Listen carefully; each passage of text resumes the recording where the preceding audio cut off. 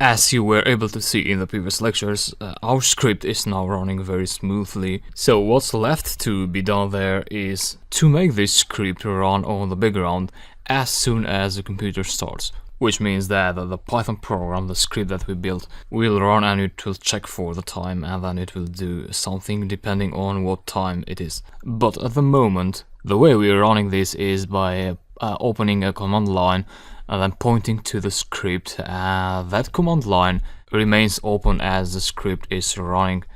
So probably we don't want that. We don't want to have the terminal open there all the time as we do work in our computer. So a better solution would be to find a way to run the script on the background. And there exists a solution. It's just that the workaround is different on Windows and on a Mac and Linux. So this lecture is about making the final touch to the program so that we can make it work on Windows to have the Python program run as a process in the background. So for Linux users and Mac users, you can safely skip this lecture and go to the next one where you can implement this script as a background process. So yeah, hello Windows user. I'm on Windows 7 here, but the solution should work on other versions of Windows as well. So how do we make a script run in the background as a process? Well, there's a simple trick you can do on Windows.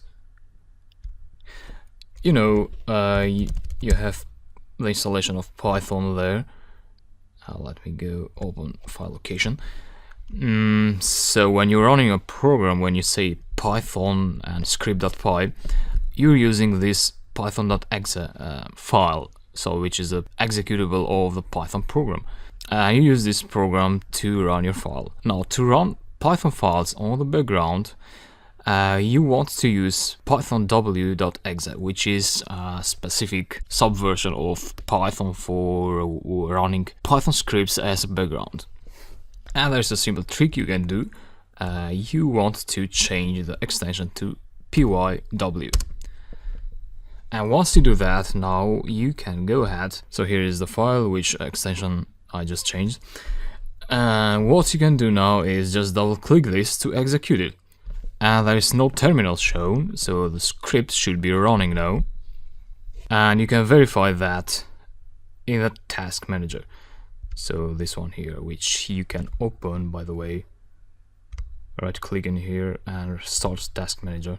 And then go to processes, and then you should be looking for Python, for a process named Python here.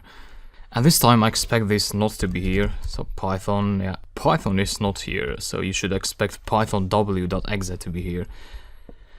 And the reason it's not there is that the script wasn't able to run because when you double click this, you are double clicking it as a user, not as an administrator. And if you're not executing it as an administrator, you're not being able to access this, to modify this host file, because as you know from the previous lectures, this is a protected file by Windows.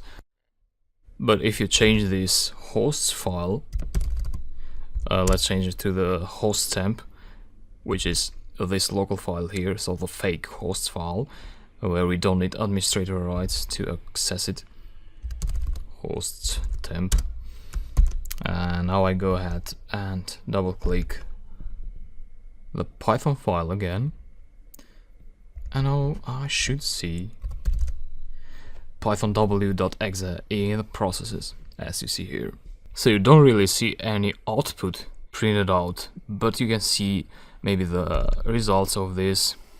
So this is a host file which hasn't been added the domains in here because this says the working hours are between 4 and 7 p.m. Now it's 2:38, so let's change this to 8 and 16.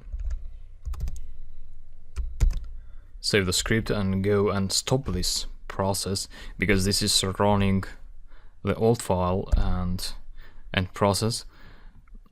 And now run again the file and check the host file, and now you should see these 4 lines which have been added in here. Great. Now let me stop this and process. And yeah, now we are able to run our Python file as a process in the background. Now let's go ahead and implement the scheduling part. So we want to run this program as soon as the computer starts. To do that, you want to go to Task Scheduler, just there, and then create a create task. Put a name for the task.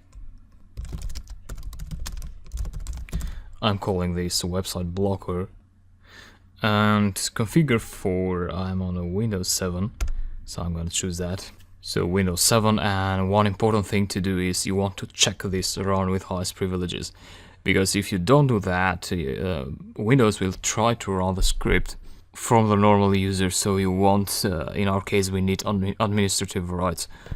So check that, and then go to triggers, and then new. So begin the task. When do you want to run the program? Well, we want to run the program at startup.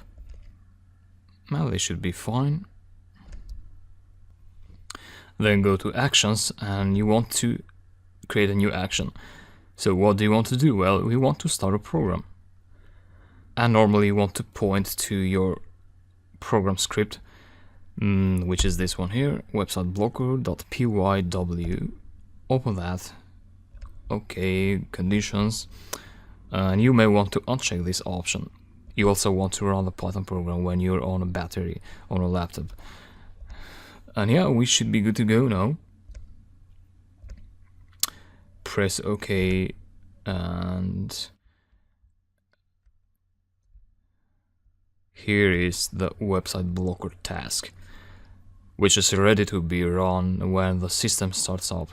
So you may also want to disable it, but that's for another case. And yeah, now when you start your computer, the program should be running, and your Python loop will run every 5 seconds, and the Python program will check the host file and so on. So you may want to test to restart your program now, or you can go here and test it by clicking run. Now the status is showing as running, and you may want to check if the task is really running or not.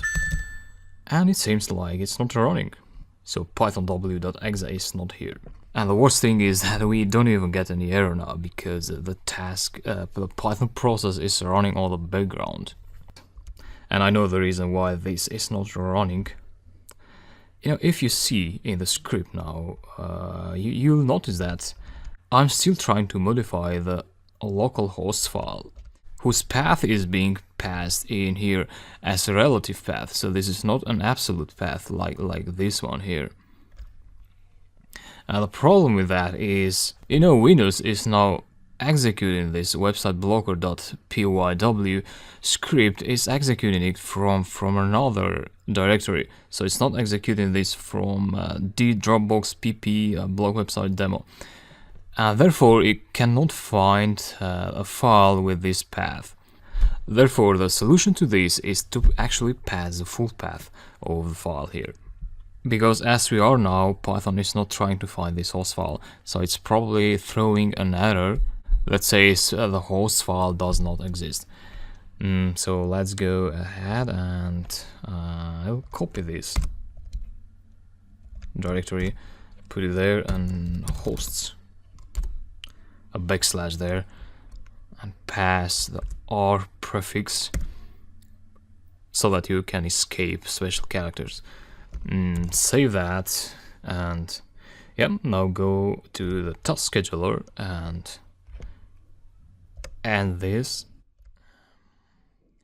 and try to run again. So it says running now, and let's see. And yeah, now this is running. So python w.exe, and you can also check the host file. So the lines are there because it's between 8 and 4 p.m. So it's 4 to 3 the time. And yeah, the final thing we want to do is stop this very quickly and change this to the real path, host path, and this as well. save it and go to the task scheduler and end the current task. So it's ready now, and run it again. Go to the processes. Python w.exe is there, so it's running. You may also want to check the host file, which is in my notepad, and it says the file has been modified. And yeah, I can see the lines there, the 4 websites that I want to block. And maybe you're wondering why this first line is there, so it should be separated in here and be there, but the reason this line was up here was because the cursor was set to this point before executing the Python script. So you may want to set the cursor, so let me delete this. You may want to set the cursor in here before starting the Python program, so before implementing this program. Now I saved it, and I now expect this file to be refreshed by Python again. So let me close that and open it again. And now, yeah, now this looks good. We have an empty line there, but that isn't a problem. So things will still work, even with Facebook in here like it was earlier. Things should also work, and everything looks to be working fine. I now cannot access Facebook between 8 AM and 4 PM. And that's all about it.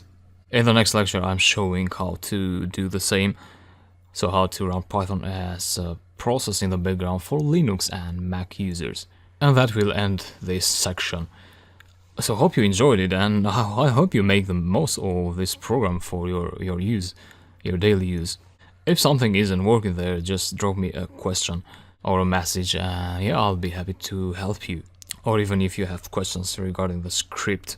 So I know this has been lots of indentation here, and probably you get some errors there, and probably that error is because of indentation. So be careful with indenting your lines. And yeah, I'll close this now, and I'll see you in the next lecture then. Thanks.